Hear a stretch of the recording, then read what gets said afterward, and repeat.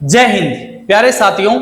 आने वाले दिल्ली पुलिस के एग्जाम के लिए bright success mind coaching centre की तरफ से मैं आपके लिए पिछले साल जो 2023 में कंप्लीट जो दिल्ली पुलिस के पेपर हुए थे उनके ऑल शिफ्ट का एनालिसिस मैं आपके लिए लेके आया हूं।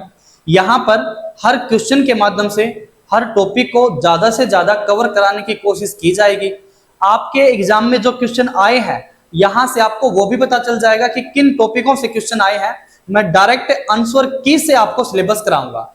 अगर आप चाहते हैं कि भाई दिल्ली पुलिस में एक क्वालिटी कंटेंट आपको मिले तो हमारे साथ जुड़े रहिए। 45 दिन की ये क्लास आपके लिए बहुत ही ज्यादा फायदेमंद होगी। देखिए साथियों शुरू करते हैं। ये जो शिफ्ट है ये 14/11/2023 की शिफ्ट है, मॉर्निंग शिफ्ट है, कांस्टेबल की है। निम्न में से किस राज्य ने खेलो इंडिया यूथ गेम के चौथे संस्करण की मेजबानी की थी? तो इसका राइट आंसर हरियाणा है। मैं आपको कंप्लीट बताता हूं इसके बारे में, खेलो इंडिया यूथ गेम के बारे में। देखना, खेलो इंडिया यूथ गेम का 7वां संस्करण अभी बिहार और दिल्ली में आयोजित हुआ है। खेलो इंडिया यूथ गेम का 7वां संस्करण फिलहाल चला हुआ है। 2019 से ये कंटिन्यू चलता हुआ आया है, फिलहाल 7वां संस्करण है।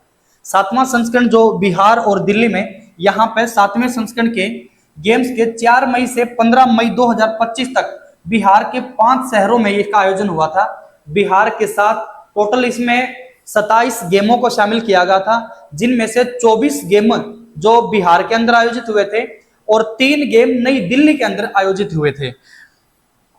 आगे चलते हैं। खेलो इंडिया यूथ गेम के 7वें संस्करण में 27 खेलों का आयोजन हुआ था, जिसमें 956 पदकों पर इसका आयोजन हुआ था। ये मोस्ट इंपोर्टेंट है साथियों। अगर हमारा थोड़ा हम मुश्किल पेपर बनता है तो वो ज्यादातर आंकड़े पूछता है। आंकड़ों में वो पूछ सकता है कि बताइए कितने पदकों के लिए आयोजन हुआ था खेलो इंडिया यूथ गेम में। तो 956 पदकों के लिए आयोजन हुआ था, जिनमें से 285 स्वर्ण पदक थे, 283 रजत पदक थे और 388 कांस्य पदकों के लिए प्रतिस्पर्धा की गई थी। खेलो इंडिया यूथ गेम का 2025 का खिताब पिछले साल की चैंपियनशिप महाराष्ट्र ने जीती थी। महाराष्ट्र ने 58 स्वर्ण पदक, 47 रजत पदक और 53 कांस्य पदक सहित 156 पदक जीते थे। यहां महाराष्ट्र का 5वां संस्करण खिताब और लगातार 3रा संस्करण खिताब और दूसरे नंबर पर हमारा हरियाणा रहा है, जिसमें हरियाणा ने 39 स्वर्ण पदक और कुल 117 पदक यहां पर जीते थे। इसके साथ आगे चलते हैं। खेलो इंडिया यूथ गेम के पिछले सालों के जो विजेता रहे हैं वो 2019 के पहले संस्करण में अपना हरियाणा, दूसरे संस्करण में महाराष्ट्र और तीसरे में महाराष्ट्र, फिर चौथे में हरियाणा, 5वें में महाराष्ट्र और 6ठे में महाराष्ट्र और 7वें में भी महाराष्ट्र ही है।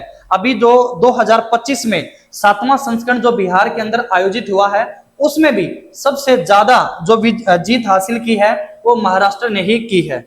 चलते हैं साथियों अगले क्वेश्चन की ओर। उम्मीद है आपको अच्छे से समझ में आ गया होगा। अगला क्वेश्चन है हमारा, भारत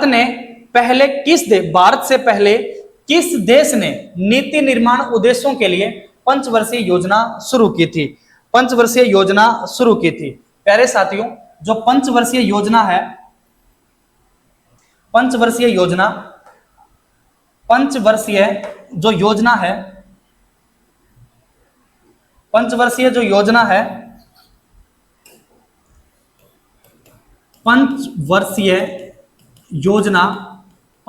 योजना इसका चलन हमने रूस से लिया है। हमारे देश से पहले यह सोवियत संघ रूस में अपनाई जाती थी। पंचवर्षीय योजना ये 5 ईयर प्लान है साथियों। 5 साल के लिए ये प्लान किया गया था। यहाँ पे समझना, कंप्लीट हमसे पूछा जाता है कि कौन सी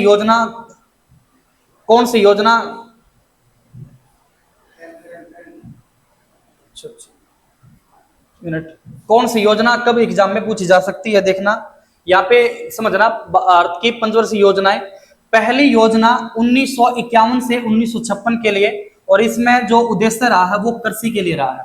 प्यारे साथियों, जब भी पंचवर्षीय योजनाओं का क्वेश्चन आता है तो यहाँ से 2-3 प्रकार से क्वेश्चन आता है। डेट से तो क्वेश्चन अब तक कम बना है, लेकिन ज्यादातर क्वेश्चन उसके उद्देश्य के बारे में आता है कि प्राथमिक क्षेत्र, या फिर मैं ये बोलूं कि किस प्रकार का उद्देश्य यहाँ पे रखा गया था। पहली योजना जो 1951 से 1956 तक चली थी, इसमें कृषि को ध्यान में रखा गया था। दूसरी योजना जो 1956 से 1961 तक चली थी, इसमें उद्योगों पर ध्यान रखा गया था। तीसरी योजना 61 से 66 तक चली थी और यहाँ पर सब अर्थव्यवस्था को अपने आप अच्छे रूप से सुचारू रूप से चलने के लिए ध्यान रखा गया था। चौथी योजना जो 1969 से 74 तक चली थी, इसमें आत्मनिर्भरता का ध्यान रखा गया था। पांचवी योजना 1974 से 79 गरीबी उन्मूलन। ये पूछा जाता है गरीबी उन्मूलन का नारा इंदिरा गांधी ने कौन सी योजना के तहत दिया था, तो वो पूछा जाता है, तो उसका राइट आंसर है पांचवी योजना के तहत। छठी योजना है 1980 से 85, इसमें कृषि उद्योगों पर ध्यान दिया गया था। अगली योजना जो सातवीं योजना है 1985 से 90, यहाँ पर ऊर्जा खाद के लिए ध्यान दिया गया था। आठवीं योजना 1992 से 97 मानव स्रोतों के ऊपर ध्यान दिया गया था। यहाँ पे जो 2 साल का गैप है, 2 साल का जो गैप है, इस 2 साल के गैप में जो योजना है उसको अवकाश काल घोषित किया गया था, तो वो एक अलग से सेशन आता है उसके लिए। तो 9वीं योजना 1997 से 2002 के लिए सामाजिक न्याय। 10वीं योजना 2002 से 2007 रोजगार ऊर्जा। 11वीं योजना 2007 से 2012 समावेशी विकास के ऊपर ध्यान दिया गया था। और 12वीं योजना जो 2012 से 2017 तक, इसमें 12वीं योजना में अल्पसंख्यकों की सामाजिक आर्थिक स्थिति में सुधार लाना और उद्योग, इनके ऊपर ध्यान दिया गया था। प्यारे साथियों, अब 5 ईयर प्लान का जो कंसेप्ट है वो बंद हो चुका है, इसके स्थान पर नीति आयोग आ चुका है। 2015 में नीति आयोग की स्थापना नरेंद्र मोदी के द्वारा की गई थी। अब ये जो पूरा कंसेप्ट है योजनाओं का, ये चलन समाप्त करके भारत सरकार ने नीति आयोग का कंसेप्ट यहाँ पर स्थापित किया है। अगले क्वेश्चन की तरफ चलते हैं। अगला क्वेश्चन है, मोहनजोदड़ो के विशाल स्नानागार की खुदाई निम्न में से किस क्षेत्र में की गई थी? मोहनजोदड़ो, एक बार तो आप ऑप्शनों को देखो, घर का आंगन, निचला शहर, दुर्ग और रिहायशी कॉम्प्लेक्स। ये घर का आंगन के बीच में तो बिल्कुल भी नहीं था, घर के आंगन में तो बिल्कुल भी नहीं था। ये निचला शहर, इसका राइट आंसर है साथियों दुर्ग। आपको बता दें, मोहनजोदड़ो की जो खोज हुई थी वो 1922 में आर.डी. बनर्जी के द्वारा की गई थी। आर.डी. बनर्जी के द्वारा की गई थी। इसकी जो खोज की गई थी आर.डी. बनर्जी ने की गई। प्यारे साथियों, ये जो क्वेश्चन है ये हड़प्पा सभ्यता का है। हड़प्पा सभ्यता से हमारा एक क्वेश्चन है, तो समझना। हड़प्पा सभ्यता, एक तो मैं आपको बता दूं, हमारी जो सभ्यता है इसकी कुछ विशेषताएं जैसे यहाँ की जो लिपि थी वो लिपि भाव्य चित्रात्मक, इसकी लिपि जो थी भाव्य चित्रात्मक थी। यहाँ का जो इतिहास था वो आद्य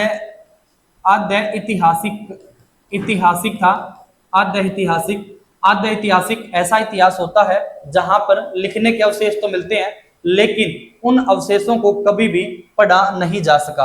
आप यहाँ पे समझते हैं कि लिपि भाव्य चित्रात्मक थी। लिपियां चित्रों के तौर पर प्रदर्शित की गई थी, जिनको आज का मानव पढ़ ही नहीं पाया है। ऐसी लिपि को हम भाव्य चित्रात्मक बोलते हैं। ऐसे इतिहास को हम आद्य ऐतिहासिक कालीन सभ्यता बोलते हैं। प्यारे साथियों, यह कांस्य युगीन सभ्यता थी। कांस्य युगीन सभ्यता इसलिए नहीं कि ये व्यक्ति ज्यादातर यूज कांस्य का करते थे, बल्कि इसलिए क्योंकि यहाँ पर सबसे जो आखिरी खोज है ना वो कांस्य की हुई थी। अंतिम यूज में जो कांस्य धातु आई है, इस कारण कांस्य युगीन सभ्यता इसको बोला जाता है। इसके अलावा आपको यह भी समझना, जो हड़प्पा सभ्यता थी इसका सबसे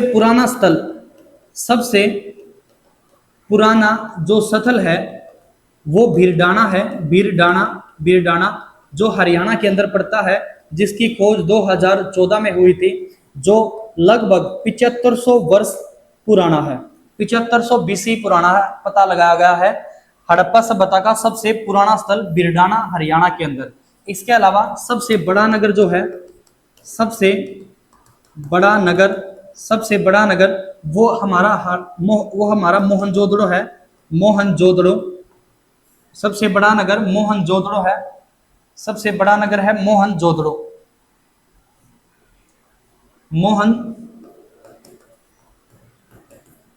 मोहनजोदड़ो। अगर आपसे हरियाणा में अपने भारत में पूछा जाए, इंडिया में सबसे बड़ा स्थल, तो वो राखी गड्डी है।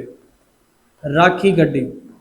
इंडिया में सबसे बड़ा जो स्थल है वो राखी गड्डी है। जबकि ओवरऑल बोला जाए कि हड़प्पा सभ्यता का सबसे बड़ा स्थल कौन सा है, तो मोहनजोदाड़ो है। सबसे बड़ा स्थल कौन सा है, मोहनजोदाड़ो है। दोबारा से बताता हूं, मोहनजोदड़ो के विशाल स्नानागार की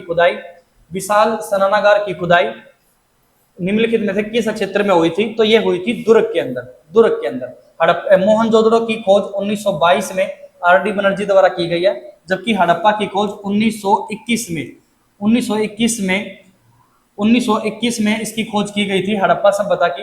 हड़प्पा सभ्यता का सबसे पुराना स्थल जो है वो बिरडाना है, जो हरियाणा के अंदर है। इसकी खोज 2014 में और 7500 बीसी पुराना है।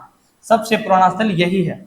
सबसे बड़ा नगर मोहनजोदड़ो। अगर ये मोहनजोदड़ो पाकिस्तान के लरकाना जिले में है। इसकी अगर लोकेशन की बात की जाए तो पाकिस्तान के लरकाना जिले में इसकी लोकेशन है भाई। लेकिन ये पाकिस्तान के अंदर है। अगर इंडिया में सबसे बड़ा पूछा जाए तो वो राखी गड्डी है। इंडिया में सबसे बड़ा पूछा जाए तो क्या है, राखी गड्डी है। इंडिया में सबसे बड़ा क्या है भाई, राखी गड्डी। इसके अलावा ये भी ध्यान रखना, हमारी जो हड़प्पा सभ्यता थी, इसका जो पूर्वी स्थल और पश्चिमी और दक्षिणी और उत्तरी, ये स्थल कौन से हैं, तो पूर्वी स्थल है आलमगीरपुर। पूर्वी स्थल जो है आलमगीरपुर ये यूपी के अंदर है। यूपी के अंदर जो दक्षिणी स्थल है इसका नाम देमाबाद है। देमाबाद जो महाराष्ट्र के अंदर है। उत्तरी जो स्थल है ये मांडा है। मांडा जो जम्मू एंड कश्मीर के अंदर है। और जो पश्चिमी स्थल है इसका नाम है सुतकांगेडोर जो पाकिस्तान के अंदर है। पाकिस्तान के बलूचिस्तान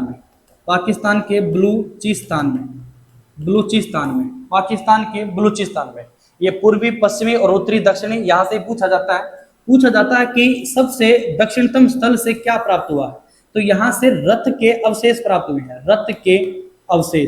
यहाँ से हमें रथ के अवशेष प्राप्त हुए हैं। रथ के अवशेष तो ध्यान में रखना साथियों। आगे चलते हैं। अगला क्वेश्चन है, इब्न बतूता की यात्रा पुस्तक जिसे रहेला कहा जाता है मूल रूप से खालिस्तान भाषा में लिखी गई है। इब्न बतूता की पुस्तक है जिसका नाम है रहेला, ये किस भाषा में लिखी गई है। पहले साथियों जो इब्न बतूता सबसे बड़ी बात, ये भारत में कब आया था, तो इसका भारत में आगमन 1333 ईस्वी में हुआ था। 1333 ईस्वी में यह मोहम्मद बिन तुगलक के शासन काल में आया था। मोहम्मद बिन तुगलक के शासनकाल में आया था। मोहम्मद बिन तुगलक के शासनकाल में मोहम्मद बिन तुगलक का जो शासनकाल था वो 1325 से 1351 तक रहा है। मोहम्मद बिन तुगलक का जो शासनकाल था वो 1325 से 1351 तक रहा है, मोहम्मद बिन तुगलक के शासनकाल में। इसकी जो पुस्तक है जिसका नाम रहेला है वो अरबी भाषा में लिखी गई थी। पुस्तक किस भाषा में लिखी गई थी, अरबी भाषा में। पहले साथियों ये भी ध्यान रखना, इब्न बतूता ये मोरक्को का रहने वाला था और इसकी पुस्तक का नाम रहेला है जो अरबी भाषा में लिखी गई थी। इब्न बतूता को मोहम्मद बिन कासिम ने काजी की उपाधि से नवाजा था। काजी की उपाधि से नवाजा गया था। और मोहम्मद बिन तुगलक ने इब्न बतूता को दूत बनाकर इसे चीन में भी भेजा था। ये क्वेश्चन पूछा गया एग्जाम में कि मोहम्मद बिन तुगलक ने इब्न बतूता को दूत बनाकर कहां भेजा, तो इसको भेजा गया था चीन में इसको भेजा गया था। काजी की उपाधि से नवाजा है। मोहम्मद बिन तुगलक का शासनकाल 1325 से 1351 तक रहा है। दिल्ली सल्तनत का ये बादशाह था। इब्न बतूता हमारे भारत में 1333 में आया था और ये मोरक्को का रहने वाला था। इसकी बुक का नाम रहेला है और ये फारसी भाषा में लिखी गई थी। उम्मीद है साथियों समझ में आ गया होगा। अगले क्वेश्चन की तरफ चलते हैं।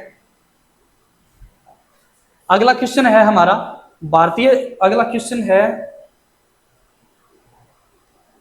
भारतीय संविधान का निम्नलिखित में से कौन सा अनुच्छेद कुछ मामलों में कार्य शिक्षा और सार्वजनिक सहायता के अधिकार से संबंधित है? सार्वजनिक शिक्षा के अधिकार से संबंधित है, तो समझना सार्वजनिक शिक्षा के अधिकार से संबंधित है।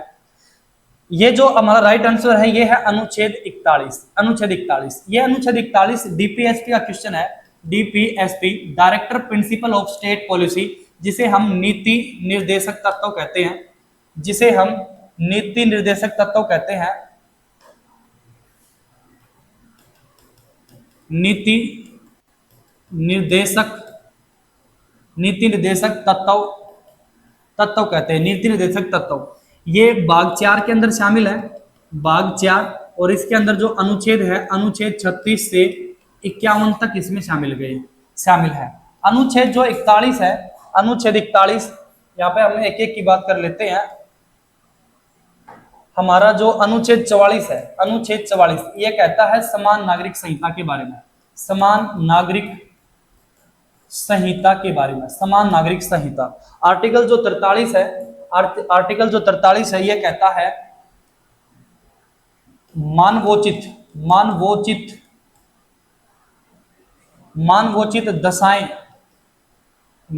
दशाएं के साथ साथ जो मुख्य बात है वो लिख देता हूं मैं इसमें, जीवन निर्वाह योग्य वेतन उपलब्ध कराएगा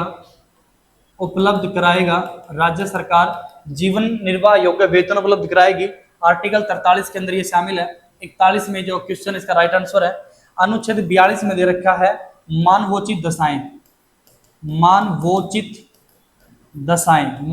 दशाएं, यानी कि ऐसी दशाएं उपलब्ध कराएंगे जिससे मानव के लिए उचित हो, ऐसी दशाएं जो मानव के लिए उचित हो, मानवोचित दशाएं उपलब्ध कराएगा।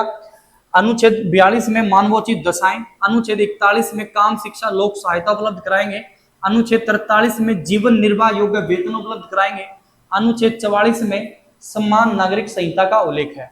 अनुच्छेद 36 से 51 भाग 4 नीति निर्देशक तत्व, ये हमने आयरलैंड के संविधान से कॉपी किए हैं। आयरलैंड के संविधान से इनको कॉपी किया गया है, आयरलैंड के संविधान से। आयरलैंड के संविधान से इनको कॉपी किया गया है, आयरलैंड के संविधान से। तो क्लियर है साथियों, आगे चलते हैं।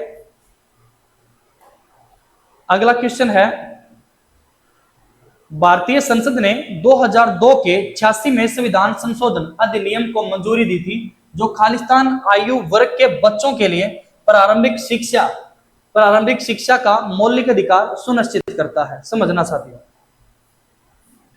प्यारे साथियों, अटल जी की सरकार थी, अटल जी की सरकार में ये बात थी सन 2000 की। सन 2000 में संविधान की समीक्षा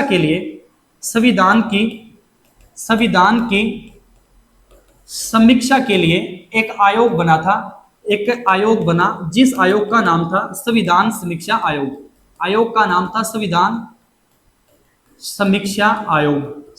समीक्षा आयोग।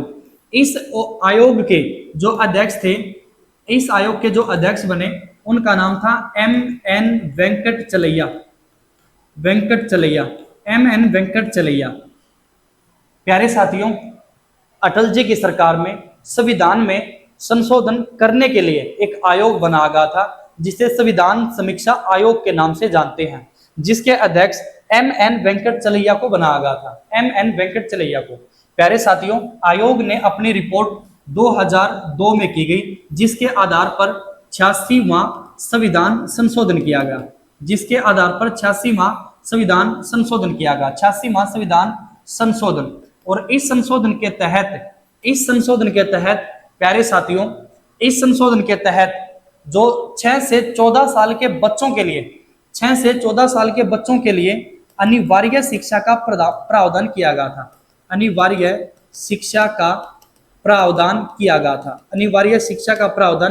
किया गया था। और इसी के तहत एक्ट बनाकर राइट टू एजुकेशन एक्ट, जिसे 2009 में बनाया गया था, जिसे लागू किया गया था 2010 में।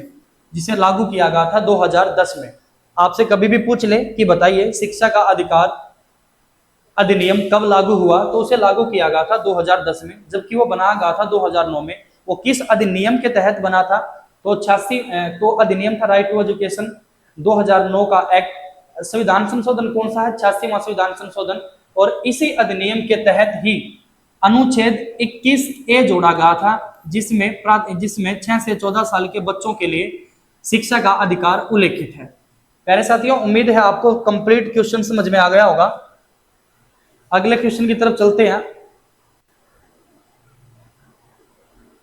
अगला क्वेश्चन है हमारा, अगला क्वेश्चन है बहुचर्चित अंग्रेजी उपन्यास Alice the adventures in Wonderland निम्न में से किस लेखक के द्वारा लिखा गया था। तो यहां पर हमारा जो राइट आंसर है वो लुइस कैरोल है, लुइस कैरोल है। मैं कुछ इंपॉर्टेंट जो पिछले साल एग्जाम में पूछे गए हैं आत्मकथाओं से रिलेटेड उपन्यासों से रिलेटेड, वो सारे के सारे जो 2023-24 में एग्जाम में पूछे गए पुस्तकें हैं वो आपके लिए हैं। देखना, if God was a banker, ये रवि सुब्रमण्यम की थी। If God was a banker, Ravi Subramaniam की। The last song of dusk, ये सिद्धार्थ धनवंत सांधवी की पुस्तक है भाई, सिद्धार्थ धनवंत सांधवी की पुस्तक। The mountain of the light, ये इंदु सुरेशन की पुस्तक है। I know why the caged bird sing, ये मायो एंजल की पुस्तक है। Harry Potter and prisoner of the Azkaban, ये जेके रोडलिंग की पुस्तक है। पूर्व अमेरिकी राष्ट्रपति बिल क्लिंटन की आत्मकथा का नाम है माई लाइफ। पूर्व राष्ट्रपति अमेरिकी बिल क्लिंटन की पुस्तक का नाम है, आत्मकथा का नाम है my life. The Moor's last sigh, Salman Rushdie की पुस्तक है। On writing a memoir of the craft, यह स्टीफन किंग्स की पुस्तक है। A grain of sand in the hourglass of time, ये अर्जुन सिंह की पुस्तक है भाई। The soul of a butterfly, reflection on life's journey, ये मोहम्मद अली की पुस्तक है। ये मोस्ट इंपोर्टेंट पुस्तकें हैं। आइए दोस्तों अगले क्वेश्चन की तरफ चलते हैं। अगला क्वेश्चन है, निम्न में से किस भारतीय ओलंपियन ने प्लेइंग टू विन शीर्षक की आत्मकथा लिखी है। अभी हमने कुछ आत्मकथाएं देखी भी हैं, तो यहाँ पे राइट आंसर है Saina Nehwal. Playing to win, ये बहुत बार एग्जाम में आई है, प्लेइंग टू विन। अगला क्वेश्चन है, भोजन के किस भाग से सोच बनकर निकलता है। भोजन के किस भाग, भोजन का वो पार्ट जो सोच बनकर निकलता है। प्यारे साथियों, यहाँ पर आप ऑप्शन देखोगे ना तो यहीं से क्लियर हो जाएगा। सबसे पहला ही ऑप्शन है अप्रयुक्त भोजन, यही राइट आंसर है। भोजन में विटामिन होगा तो उसे सोच बनकर कौन निकालेगा। भोजन में पोषक तत्व, भोजन में ग्लूकोज, ये तीनों के तीनों तो यूज में है। अप्रयुक्त भोजन, तो यहाँ पे कौन सा मतलब राइट आंसर तो हमारा कौन सा है, अप्रयुक्त भोजन। बहुत आसान क्वेश्चन है। अगले क्वेश्चन की तरफ चलते हैं। क्वेश्चन है, निम्न में से कौन उत्तर प्रदेश की निर्वाह फसल का उदाहरण है। प्यारे साथियों, निर्वाह फसलें ऐसी फसलों को कहते हैं, निर्वाह फसलें ऐसी फसलों को कहते हैं जिन फसलों को उगाने का उद्देश्य हमारे जीवन का भरण पोषण होता है, जिसका यूज हम घर में करते हैं, जिसको किसान अपने घर में यूज करने के लिए उगाता है, ऐसी फसलों को हम निर्वाह फसलें कहते हैं। यहाँ पे आप कपास देखोगे, इसका यूज उद्योगों में होता है।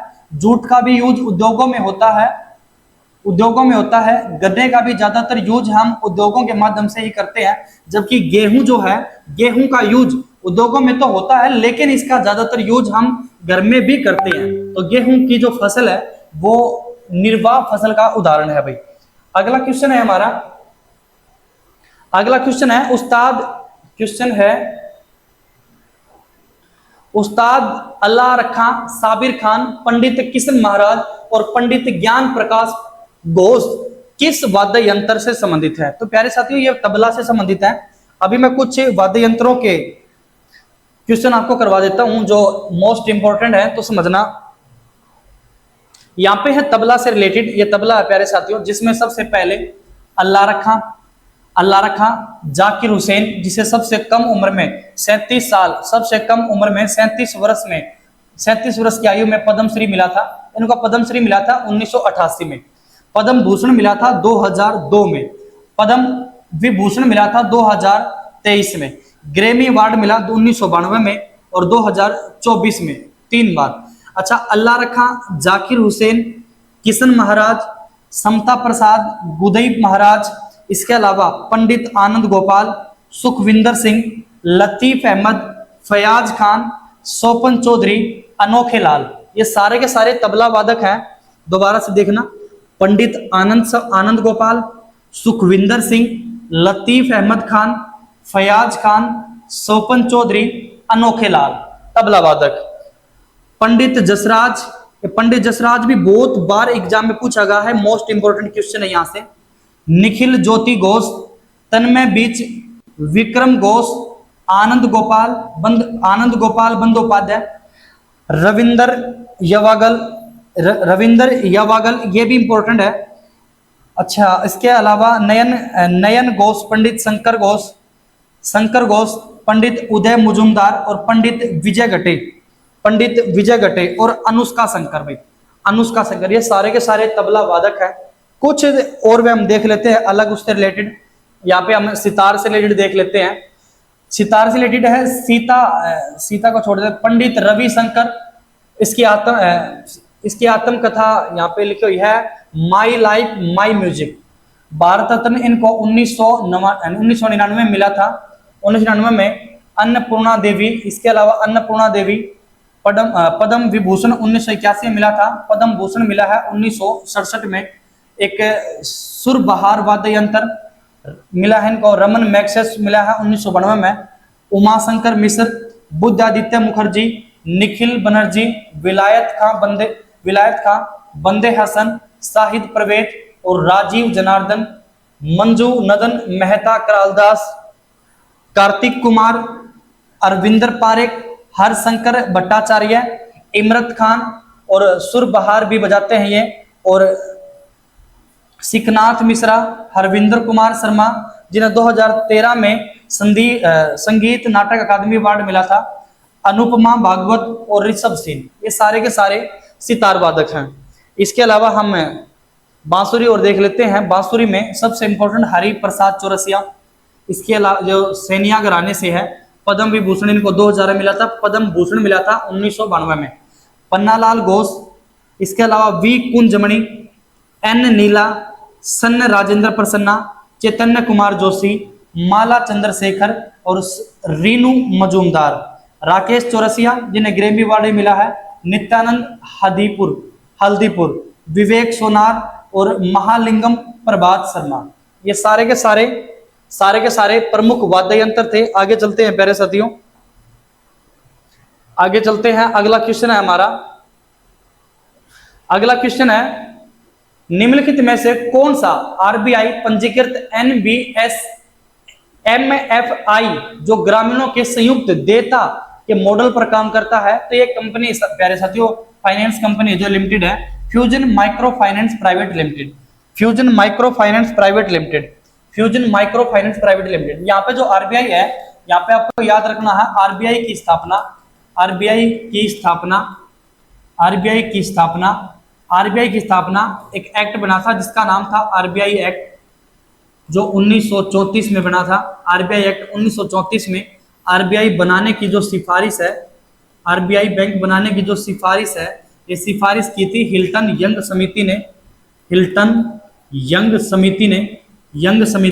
यंग समिति की सिफारिश पर आरबीआई बैंक की स्थापना 1935 में की गई थी। इसकी स्थापना प्यारे साथियों कलकत्ता के अंदर हुई थी, कलकत्ता के अंदर और कलकत्ता से प्रेजेंट में इसका जो हेडक्वार्टर है वो मुंबई के अंदर है।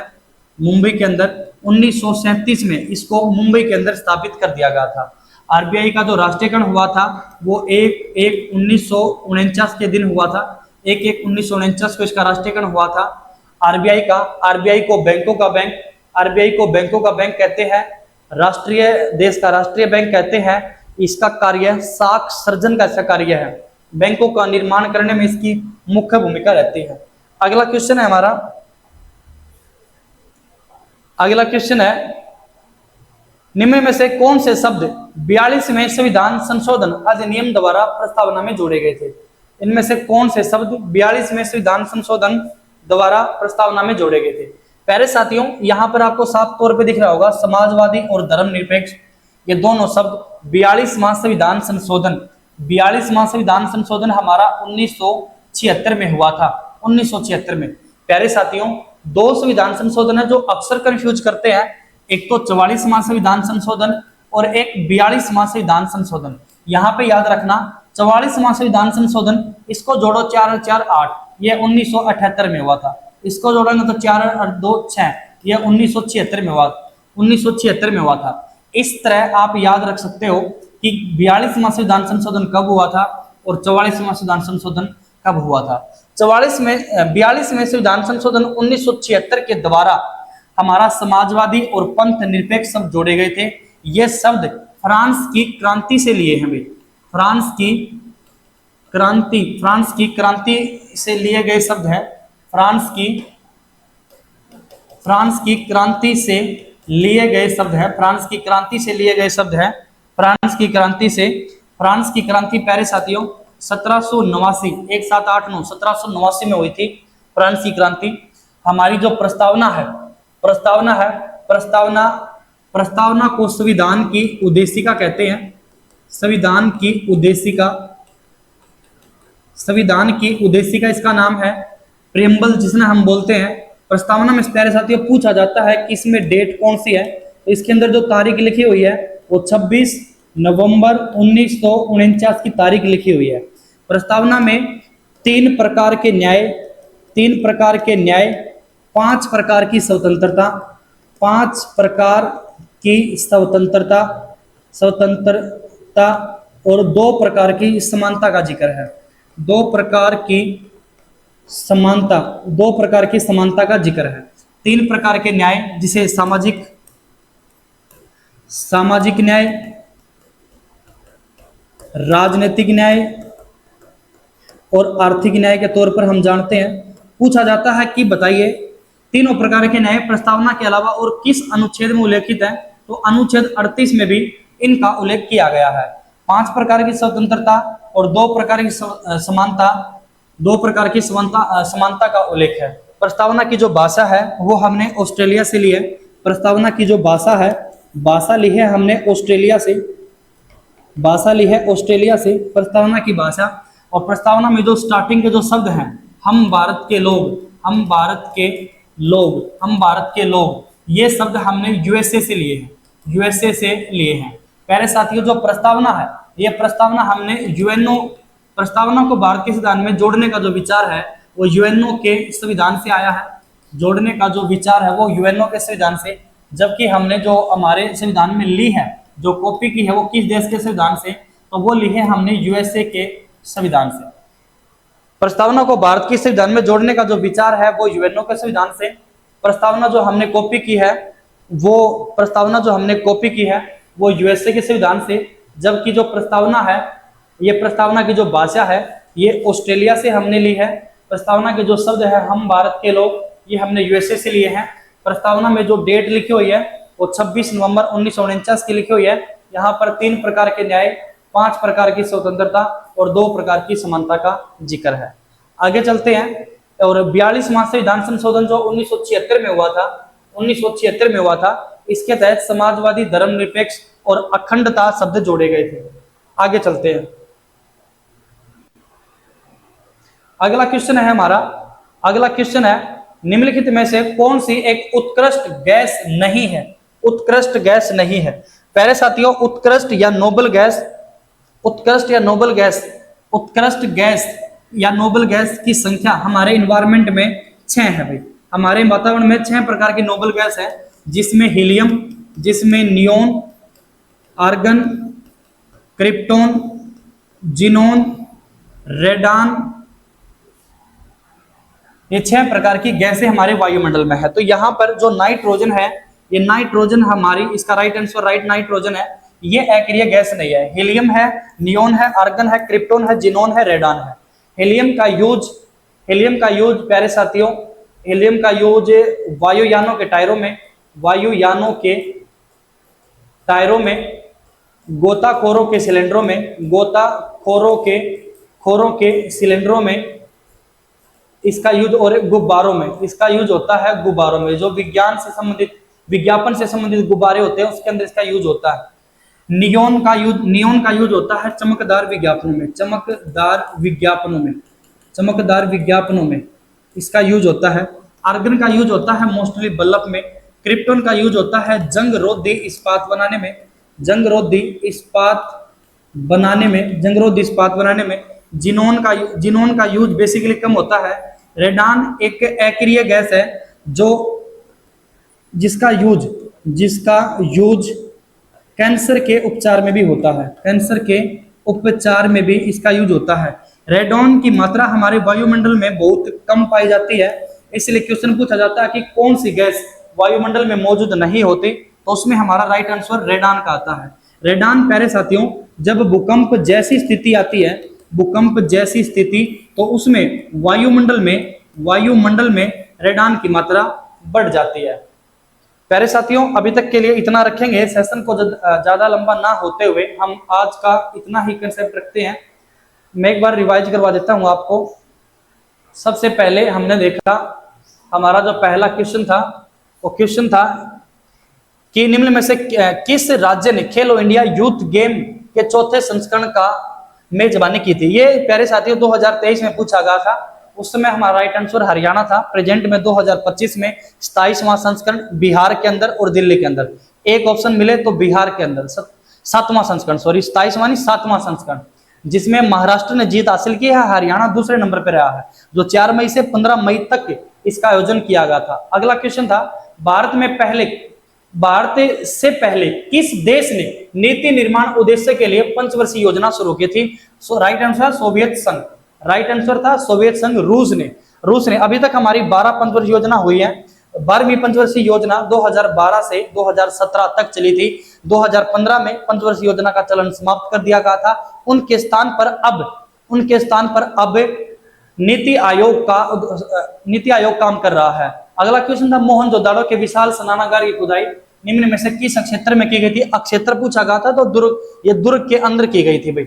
अगला, इब्न बतूता की यात्रा पुस्तक, जिसे रहेला कहा जाता है, मूल रूप से खालिस्तान भाषा में लिखी गई तो अरबी भाषा में। इब्न बतूता मोहम्मद बिन तुगलक के शासन काल में आया था। मोहम्मद बिन तुगलक का शासनकाल 1325 से 1351 तक। इब्न बतूता भारत आया 1333 में। काजी की उपाधि से नवाजा, दूत बनाकर इसको चीन में भेजा गया था। मोरक्को का रहने वाला था। 1333 में भारत आया था। भारतीय संविधान का निम्नलिखित में से कौन सा अनुच्छेद मामलों में कार्य, शिक्षा, सार्वजनिक सहायता व अधिकार उपलब्ध कराता है, तो आर्टिकल 41 था, जिसमें हमने देखा आर्टिकल 41, 44, 42, 43 सारे आर्टिकल देखे। आर्टिकल 44 में समान नागरिक संहिता, आर्टिकल 43 में जीवन निर्वाह योग्य वेतन उपलब्ध कराएगा। आर्टिकल 42 में इस बात का उल्लेख है कि मानवोचित दशाएं उपलब्ध कराई जाएगी। भारतीय संसद ने 2002 के 86वें संविधान संशोधन अधिनियम मंजूरी दी थी। ये 6 से 14 साल के बच्चों के लिए यहाँ पर मौलिक कर्तव्यों में भी एक कर्तव्य जोड़ा गया था, 11वां कर्तव्य, जिसमें लिखा गया था कि सभी माता पिता व अभिभावकों का यह कर्तव्य है कि वे अपने बच्चों को अनिवार्य रूप से शिक्षा उपलब्ध जरूर कराएं। इसके अलावा बहुचर्चित उपन्यास जिसका नाम था एलिस जे एडवेंचर इन वंडरलैंड, ये किसकी है? आत्मकथा थी। ये मतलब किसके द्वारा लिखी गई थी पुस्तक है, ये भी आत्मकथा नहीं है। तो इसका राइट आंसर है लुइस कैरोल। अगला क्वेश्चन था, निम्न में से किस ओलंपियन ने प्लेइंग टू विन शीर्षक से आत्मकथा लिखी है, तो राइट आंसर था साइना नेहवाल। भोजन के किस भाग से सोच बनकर निकलता है, तो अप्रयुक्त भोजन, जो यूज में नहीं हो अप्रयुक्त है। अगला क्वेश्चन था कि निम्न में से कौन उत्तर प्रदेश की निर्वाह फसलें ऐसी फसलें जो व्यक्ति ज्यादातर खाद्य मतलब घर पर यूज के लिए, जिसका यूज अपने खाद्य फसल के रूप में होता है, उसे निर्वाह फसलें कहते हैं। तो गेहूं यहाँ पर राइट आंसर था। उस्ताद अल्लाह खां, साबिर खान, पंडित किशन महाराज, पंडित ज्ञान प्रकाश घोष किस वाद्य यंत्र संबंधित है, तो तबला से। निम्न में से कौन सा आरबीआई के द्वारा, तो ये fusion micro finance private limited का राइट आंसर है। और अगले क्वेश्चन है, निम्न में से कौन से शब्द 42वें संविधान संशोधन के द्वारा प्रस्तावना में जोड़े गए, तो समाजवाद, धर्मनिरपेक्ष और अखंडता। और आखिरी क्वेश्चन था, निम्न में से कौन सी एक उत्कृष्ट गैस नहीं है, तो वायुमंडल में 6 प्रकार की गैसें हैं जो अक्रिय गैस है, जो उत्कृष्ट गैस है। यहाँ पर नाइट्रोजन वो बिल्कुल भी नहीं है। अगले पार्ट में फिर मिलते हैं साथियों, तब तक के लिए बने रहिए। जय हिंद।